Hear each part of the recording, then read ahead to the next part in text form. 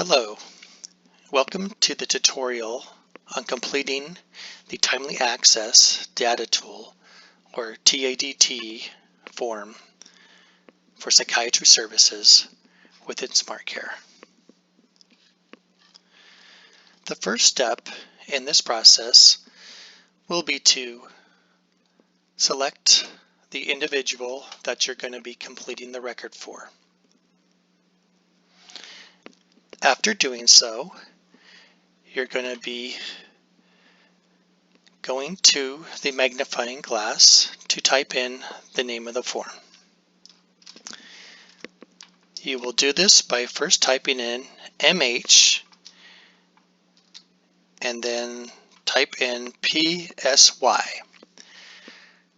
And as you do that, you will see the complete name of the form within SmartCare, which is titled MH Psychiatric SMHS Timeliness Record, parentheses client. You will select that form.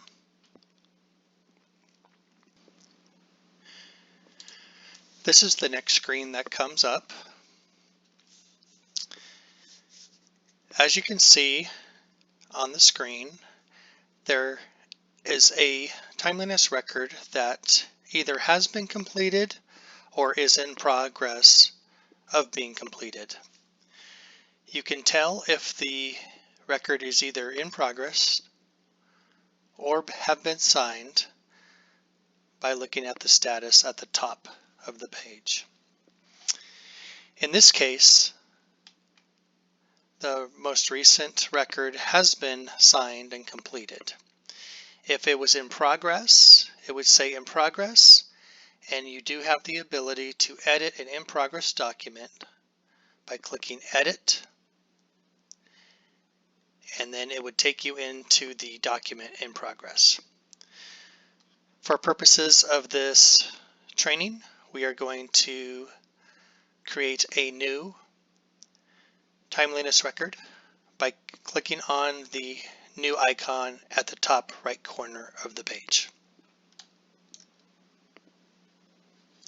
From here, we will be selecting the CDAG that we want to put the record into,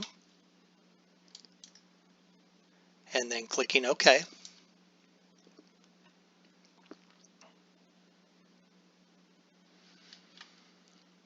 And this brings up the form that we will be completing.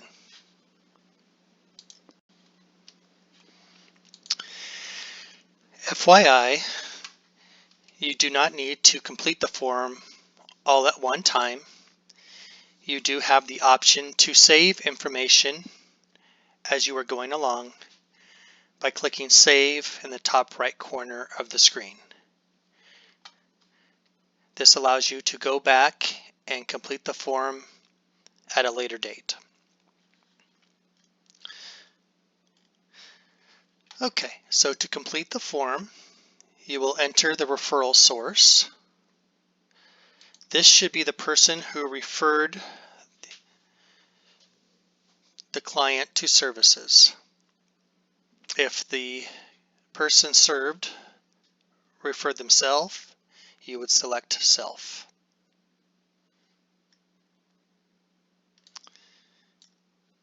If the referral is coming from within your own agency or program, or within another program within the mental health plan, you will be selecting mental health facility community agency. The next field, you will be entering the date of first contact. This is the date when the initial request for psychiatric services was made. You may also enter the time of the first contact as well. This is required when the request is marked urgent. We will be selecting February 12th in this case, and select urgent, and we will select a time.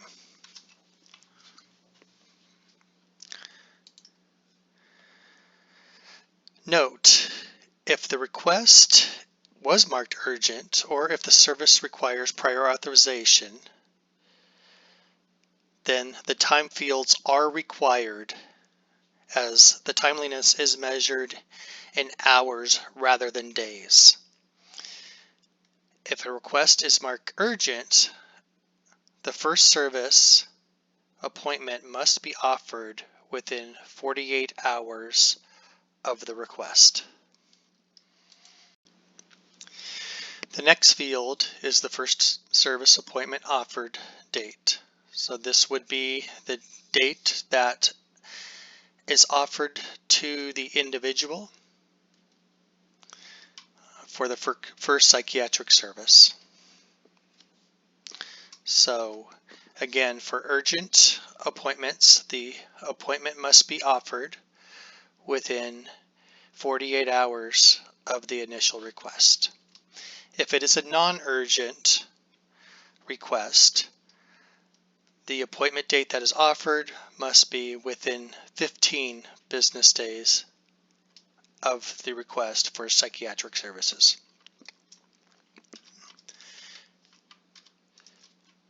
So for this example, I'm going to stick with the selection of urgent.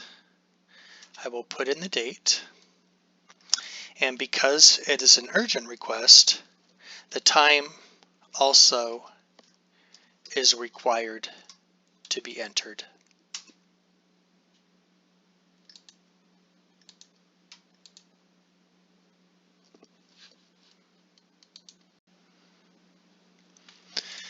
The next field will be the reason for delay field. So if the offered appointment is outside of the timeliness range, which in this case it is beyond the 48 hours for the urgent appointment, we are going to be entering in the reason for this delay.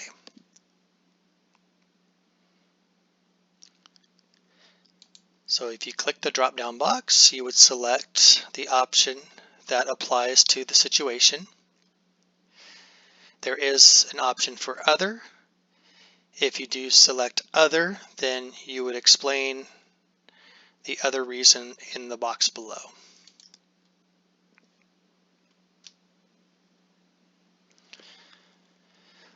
If the offered appointment is outside of the timeliness range, indicate whether or not the client was referred to an out-of-network provider. So this does not include contracted providers who provide specialty mental health services, but rather other agencies and providers who do not contract with the county. So if you answer yes, then you would provide the details of the referral in this section right here. In most cases, you will be marking no.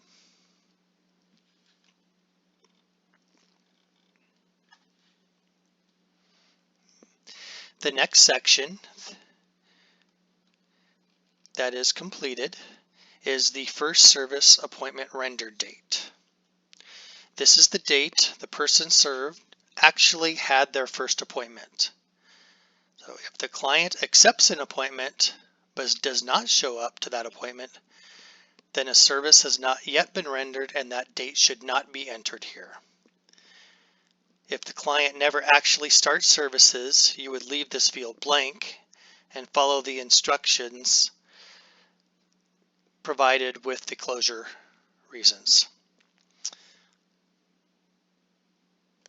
If the individual does show up to their appointment that they accept, you would be entering in that information in this field.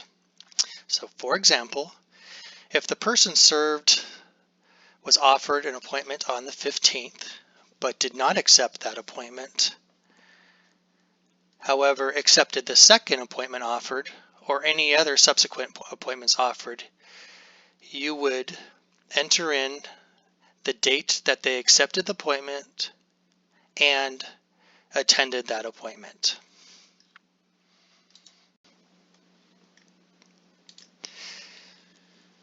If the individual does show up to that initial appointment, this would be the end of the timeliness record. You would at this point sign the form in order to finalize it. If the person does not show up to that initial appointment, you would enter in the closure reason, the closure date, and the closure reason at the bottom of the form. So if the appointment was scheduled for the 16th and the person did not show, you would select the closure date of the 16th and then select the applicable closure reason in the drop-down box below. In this case, it would be beneficiary accepted offered appointment date but did not attend the initial appointment. This is one scenario. However, there are other scenarios in which the record may be closed out. There is a other option within the drop-down box. If you do select the other option, you are required to explain the reason for the other selection. After you are done with the closure section, at this point you would sign the form to finalize it. And this would be the end of the timeliness record.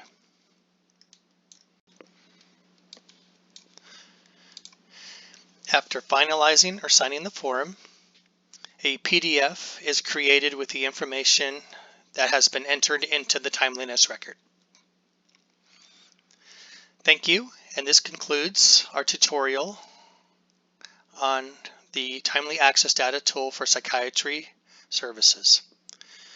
If you need more information, please feel free to contact DBH Quality Improvement at dbhqualityimprovement@fresnocountyca.gov. You may also refer to recently published News You Can Use documents with user guides that have been attached on instructions on how to complete the form.